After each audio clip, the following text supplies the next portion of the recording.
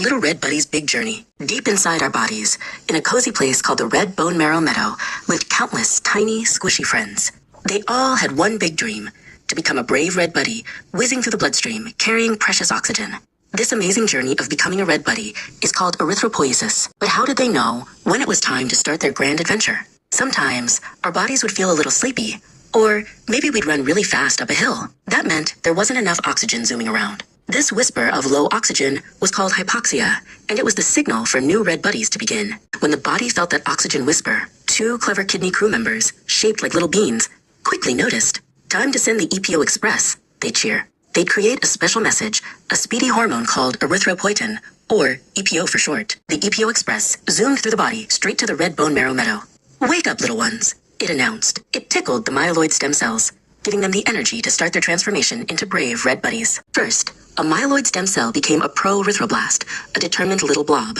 Then, it grew a bit bigger and turned a lovely blue color, becoming a basophilic erythroblast. This blue meant it was busy making all the tools it would need. Next, it became a polychromatic erythroblast, starting to blush with a mix of colors as it began to make its most important cargo, hemoglobin. This special stuff would carry oxygen.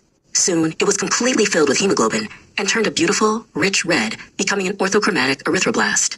Its tiny nucleus, like a little brain, began to shrink. To make all that wonderful hemoglobin, our red buddy needed special ingredients. First, there was strong, shiny iron, absorbed from our food in the tummy's duodenum. A clever hepcidin handler made sure just the right amount of iron ingots got into the bloodstream, where they held hands with transferrin for a ride. Then came the speedy B12 and folic friends. These two were super important for building the red buddy's inner workings. B12 needed a special helper, a tiny intrinsic imp from the stomach, to get absorbed. Folic acid, though, was a bit more independent and got absorbed all by itself. And let's not forget the hard-working amino amigos, carb crew, and fat fellas. They provided the energy and building blocks for the rest of the red buddy. Once it had all its ingredients and was full of hemoglobin, our red buddy was almost ready. It squished out its tiny nucleus, becoming a reticulocyte, a nearly ready red buddy, and slipped out of the bone marrow into the bloodstream. Finally, after about a day or two in the bloodstream, our red buddy shed its last few internal bits and became a magnificent, mature erythrocyte. It was perfectly shaped like a tiny donut, without a hole, ready to scoop up oxygen and deliver it all over the body for about 100 to 120 days.